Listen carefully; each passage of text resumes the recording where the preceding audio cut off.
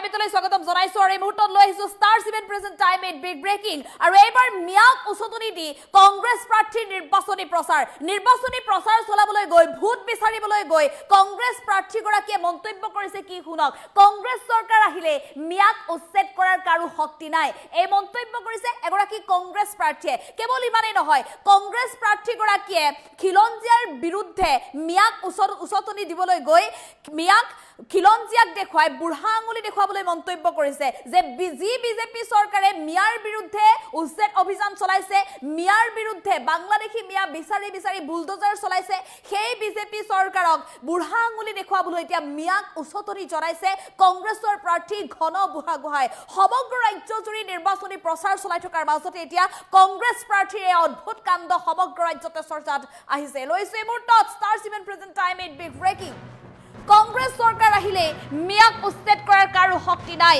BJP চৰকাৰক প্ৰত্যাহ্বান জনাই মিয়াক উচতনি দি খিলঞ্জীয়া বিৰোধী মন্তব্য এইবাৰ এইগৰাকী কংগ্ৰেছ প্ৰাৰ্থীৰ নিৰ্বাচনী প্ৰচাৰৰ মাজতে খিলঞ্জীয়াক বুঢ়া আঙুলি দেখুৱাবলৈ মিয়াক উচতনি কংগ্ৰেছ প্ৰাৰ্থীৰ খিলঞ্জীয়াক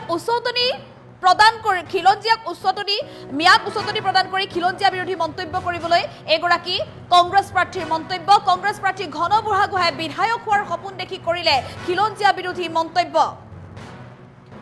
বিজেপিয়ে সংখ্যালঘু ৰাইজক উচ্ছেদ কৰিম বুলি সকিয়নি দিছে বিজেপিয়ে সংখ্যালঘু ৰাইজক উচ্ছেদ কৰিম বুলি সকিয়নি দিছে বুলডোজাৰে ঘৰ ভাঙি দিম বুলি ধমকি দিছে এনে বহু বিতৰ্কিত মন্তব্য কৰিছে এগৰাকী কংগ্ৰেছৰ প্ৰাৰ্থীয়ে কিন্তু ভাৰতীয় জনতা পাৰ্টিৰ চৰকাৰখনে বৰ্তমান সময়লৈকে কেৱল মাত্ৰ বাংলাদেশী মিয়াৰ বিৰুদ্ধে চলাইছে উচ্ছেদ অভিযান কংগ্ৰেছ চৰকাৰ আহিলে সংখ্যালঘুৰ ঘৰ উচ্ছেদ কৰিবলৈ বিজেপিৰ সাহস নহব বুলি হুংকাৰ প্ৰদান কৰিছে মিয়াৰ ভোটৰ স্বাৰ্থত এনেদৰে এতিয়া খিলঞ্জীয়া বিৰোধী মন্তব্য কৰিছে কংগ্ৰেছৰ প্ৰাৰ্থী ঘন বুঢ়াগোহাঁই এগৰাকী লখিমপুৰ সমষ্টিৰ কংগ্ৰেছৰ প্ৰাৰ্থী ঘন বুঢ়াগোহাঁই নিৰ্বাচনী প্ৰচাৰ চলাবলৈ গৈ এনেধৰণে খিলঞ্জীয়া বিৰোধী মন্তব্য কৰা পৰিলক্ষিত হৈছে উল্লেখ কৰিব লাগিব যে শেহতীয়াকৈ ৰাজ্য চৰকাৰখনে ৰাজ্যৰ বিভিন্ন প্ৰান্তত বিঘাই মাটি অবৈধ দখলকাৰীৰ হাতৰ পৰা মুক্ত কৰিবলৈ উচ্ছেদ অভিযান চলালে ৰাজ্যৰ প্ৰান্তে বাংলাদেশী মিয়া বিচাৰি অভিযান চলালে কিন্তু সেই অভিযানৰ সুযোগ লৈ এতিয়া সংখ্যালঘুক সাঙুৰি মিয়াক উচতনি দি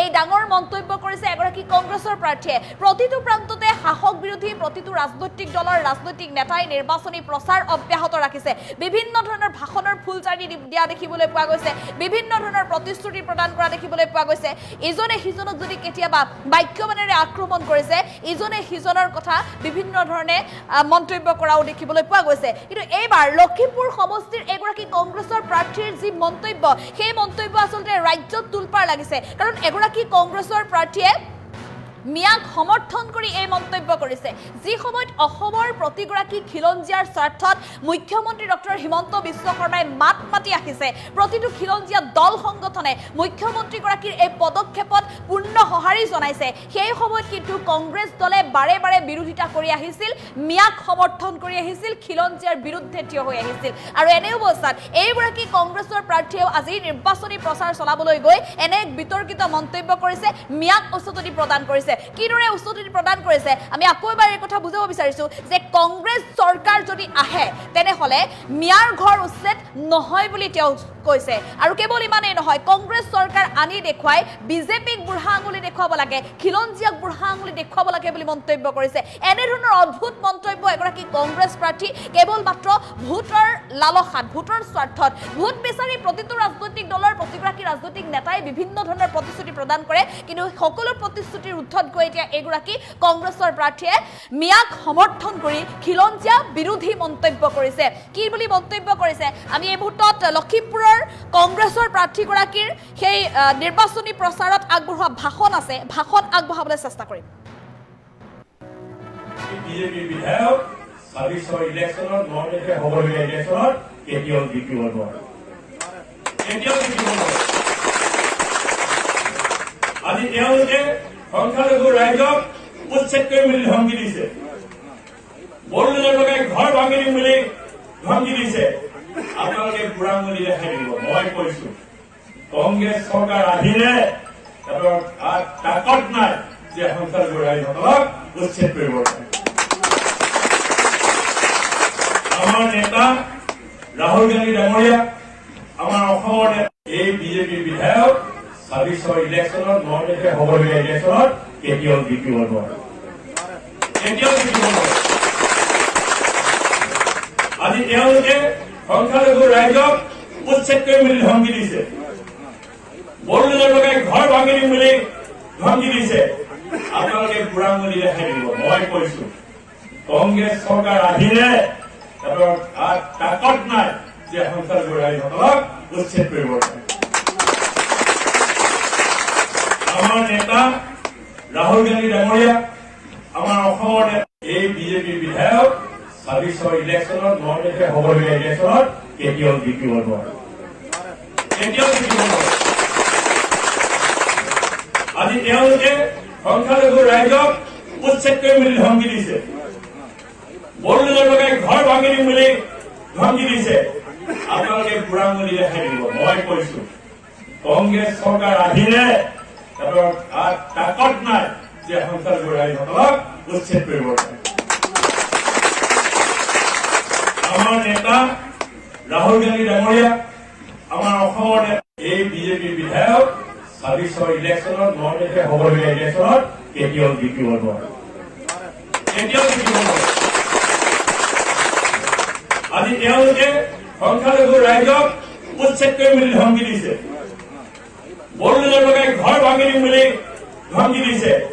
আপোনালোকে বুঢ়াঙুলি ৰেহাই দিব। মই কৈছো কংগ্ৰেছ চৰকাৰ আহিলে তাকত নাই যে সংখ্যালঘু ৰাইজসকলক উচ্ছেদ কৰিব পাৰে।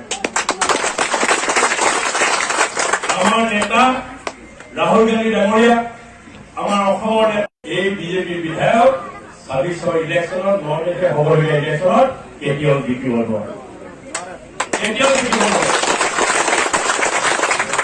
আজি তেওঁলোকে সংখ্যালঘু ৰাইজক উচ্ছেদ কৰিম বুলি ধমকি দিছে, বড়োলেণ্ডৰ লগাই ঘৰ ভাঙি দিম বুলি ধমকি দিছে।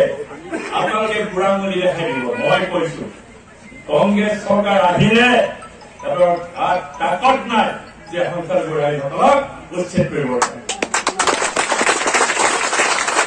আমাৰ নেতা ৰাহুল গান্ধী ডাঙৰীয়া, আমাৰ অসমৰ এই বিজেপি বিধায়ক 26ৰ ইলেকশ্যনত 9 তাৰিখে হ'বলগীয়া ইলেকশ্যনত কেতিয়াও জিকিব নোৱাৰে।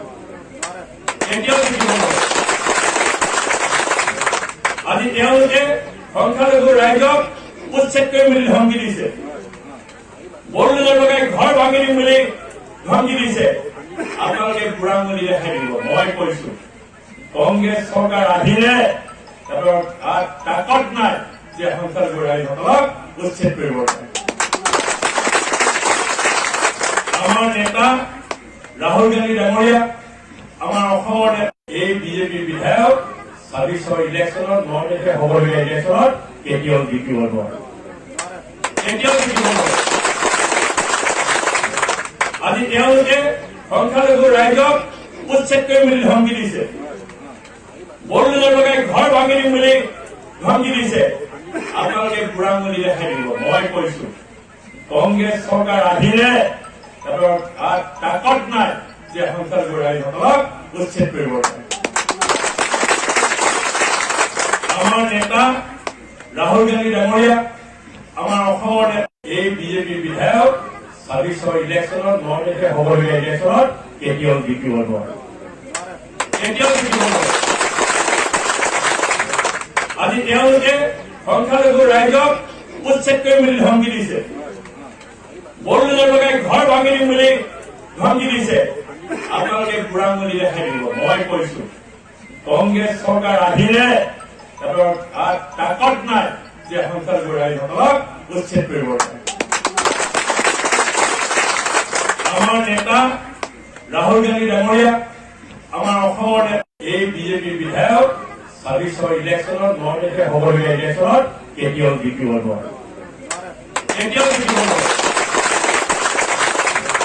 আজি তেওঁলোকে সংখ্যালঘু ৰাইজক উচ্ছেদ কৰিম বুলি ধমকি দিছে, বড়োলেণ্ডৰ লগাই ঘৰ ভাঙি দিম বুলি ধমকি দিছে। আপোনালোকে বুঢ়াঙুলি ৰেহাই দিব। মই কৈছো কংগ্ৰেছ চৰকাৰ আহিলে তাকত নাই যে সংখ্যালঘু ৰাইজসকলক উচ্ছেদ কৰিব পাৰে। আমাৰ নেতা